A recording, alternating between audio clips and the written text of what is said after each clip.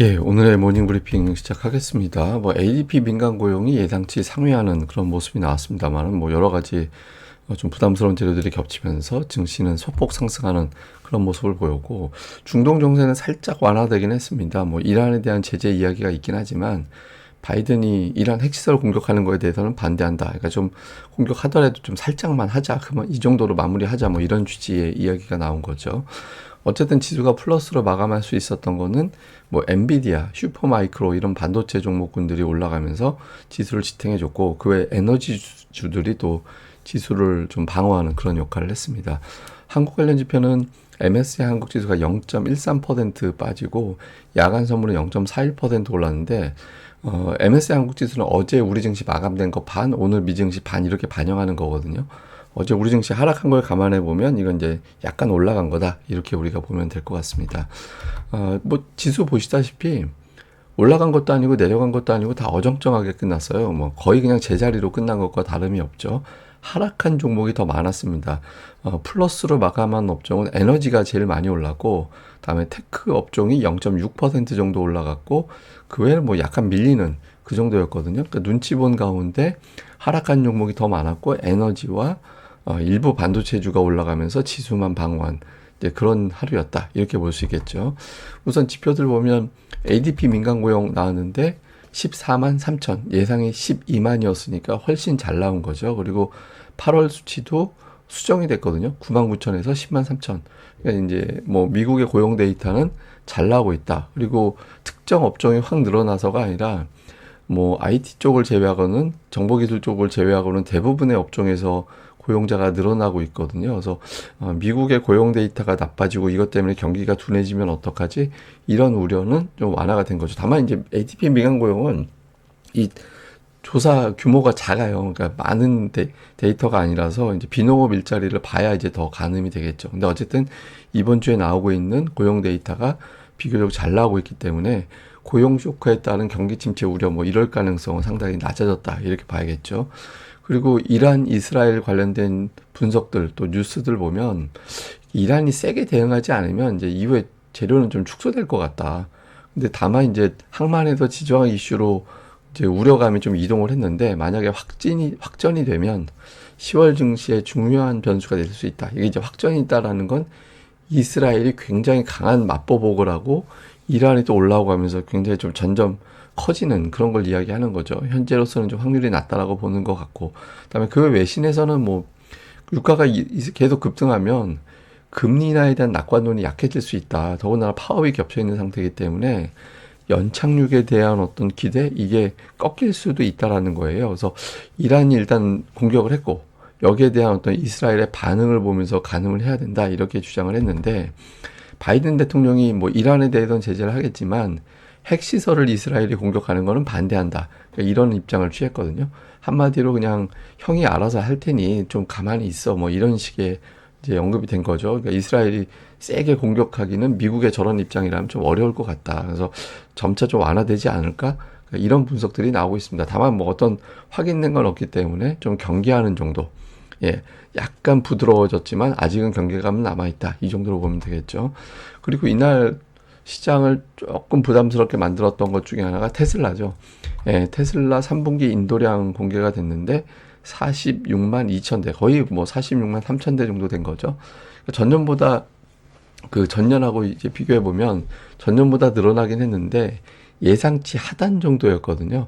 그러니까 최근에 한 47만 대까지 나오지 않을까, 이런 기대가 있었는데 어쨌든 그거보다는 조금 못 미쳤다. 근데 사실 이것도 못한 건 아닌데 약간 이런 거예요. 그러니까 중국 업체들이 숫자가 되게 잘 나왔거든요. 그래서 나 지난달에 80점 맞았는데 이번 달에는 85점 맞았어요, 라고 이제 성적표 갖다 줬는데, 무슨 소리야, 옆집에는 95점 맞았는데, 이런 식의 반응이 나온 거죠. 그래서 전체적으로 보면 좀 실망감이 더 크게 작용해서 장중한테 낙폭이 커졌다가 그나마 이제 낙폭을 좀 줄이긴 했지만 어쨌든 하락해서 마감을 했습니다. 근데 전체적인 추이 보면 조금씩 인도량이 좀 늘어나고 있는 추이긴 하거든요. 근데 한참 때에 비하면 중국한테 밀리는 건가 보다, 이런 어떤 우려를 자극할 만은 하죠. 주요 종목으로는 오늘 엔비디아가 118달러, 거의 119달러 정도까지 올라가면서 지수를 좀 방어하는 그런 역할을 했는데, 좀 은근히 뉴스들이 많았어요. 마이크로소프트가 이탈리아에서 AI 관련된 47억 달러 이상의 투자를 한다더라. 이게 이제 한때 빅테크 기업들이 투자 계속할 수 있나? 이거에 대한 의구심이 있었는데 좀 희석시켜줬고, 또 엑센추어와 파트너십을 확대한다. 이거 이제 이렇게 생각하시면 돼요. AI를 어디다가 써먹지? 뭐 이렇게 또 생각하는 기업들이 나올 수 있잖아요. 그러니까 그런 샘플을 만들어주면서 AI에 대한 어떤 투자, 이런 것들을 좀 붐을 일으킬 수 있겠다. 이런 기대감을 좀 자극하는 뉴스였고, 또 하나는 엔달러가 오늘 급등을 했어요. 엔달러 환율이. 이게 급등한 거는 그 일본 총리로 당선된 사람이, 확정된 사람이 원래는 금리 인상해야 된다 이렇게 주장했던 인물이었거든요. 그래서 이 사람이 당선된 거 확정되고 나서 엔달러 환율이 급락을 하고 뭐 이렇게 됐었죠. 그런데 일본 그 중앙은행 총재 만난 자리에서 지금은 금리 인상 할 환경이 아닌 것 같아.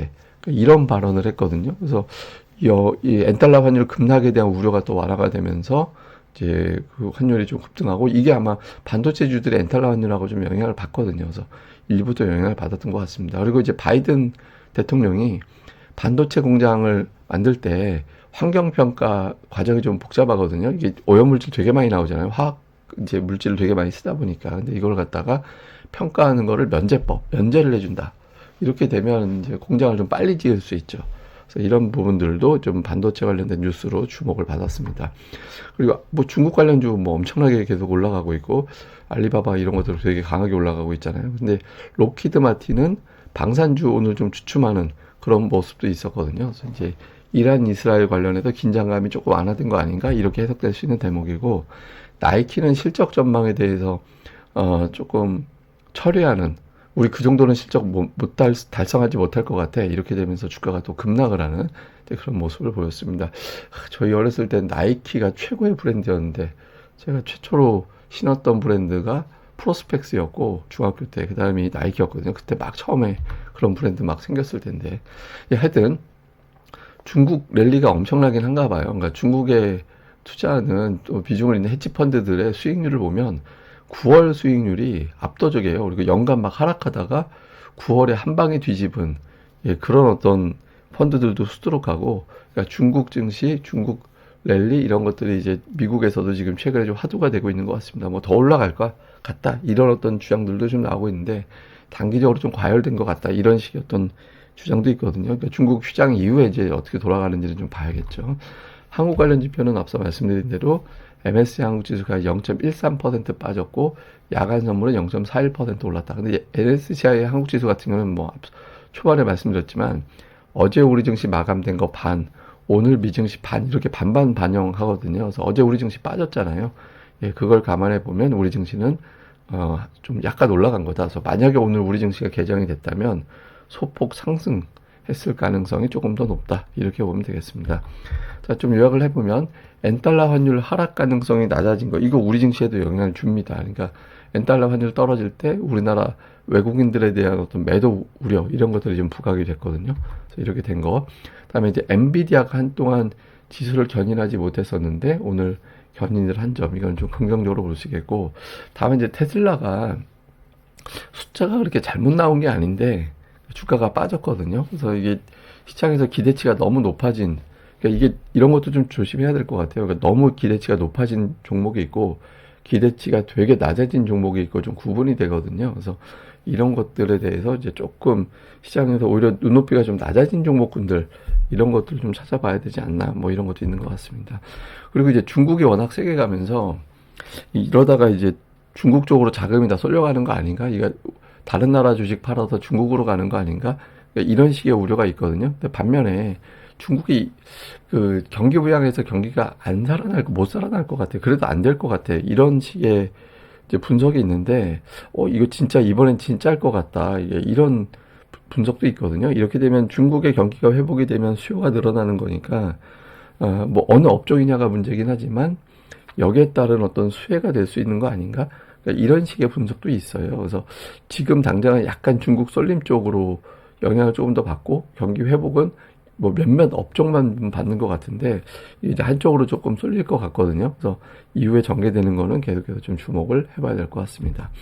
그리고 이거는 뭐냐면 S&P 500 지수가 5개월 이상 연속 올랐을 때, 예, 5개월 이상 이제 올라갔을 때, 그 다음 달 어떻게 돌아가는지 3개월 후, 6개월 후, 1년 후 이렇게 보는 건데, 그러니까 1년 후 같은 경우는 1년 후에도 증시가 올라갈 확률은 96.6%예요. 그러니까 한 번 빼고 다 올랐다라는 게 되거든요. 그리고 이제 6개월 후도 83%. 그러니까 제가 이걸 왜 보여드리냐면, 미국하고 우리하고 이제 뭔 상관인데, 근데 미국이 기본적으로 올라가 줘야 우리 증시가 그래도 어느 정도 올라갈 수 있는, 적어도 빠지지 않는 영향을 받을 수 있는 환경이 되잖아요. 근데 이게 이제 하나가 있고, 또 하나는 뭐냐면, 제가 보기에 미국은 증시 올리는데 진심인 나라라고 생각을 하거든요. 그게 소비가 경제 전체적인 축을 차지하다 보니까 소비를 견인하기 위해서는 주식 이런 어떤 자산이 올라가 줘야 되잖아요. 그래서 주식시장에 이렇게 신경을 좀 쓰고 있는 거라고 볼 수도 있습니다. 그리고 이제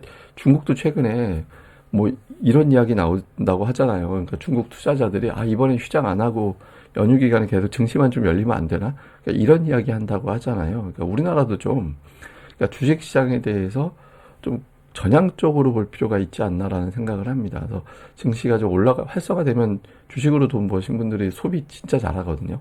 예, 뭐 자동차 막 바꾸고, 다음에 이것저것 외식도 많이 하고, 이것저것 좀 소비 많이 합니다. 그러니까 우리나라도 주식시장에 대한 인식을 좀 바꿀 필요가 있다. 뭐 저쪽 사람들이 그냥 뭐 돈 벌어서 어쩌고저쩌고 막 그런 거 세금 이야기 이런 거 하지 말고, 증시를 좀 확 끌어올려가지고 우리나라 소비를 늘릴 수 있는 1,400만이 투자한다고 하잖아요. 예, 좀 경기 선순환이 될 수 있는 방법 중에 하나니까 주식시장에 대한 인식이 좀 바뀌었으면 좋겠다. 그러니까 이런 생각도 하고 있습니다. 뭐 그러면 뭐합니까? 예, 어쨌든 오늘 또 하루 잘 보내시고요. 저는 또 다음에 뵙겠습니다. 이 방송 구독하기와 좋아요 꼭 부탁드립니다. 감사합니다.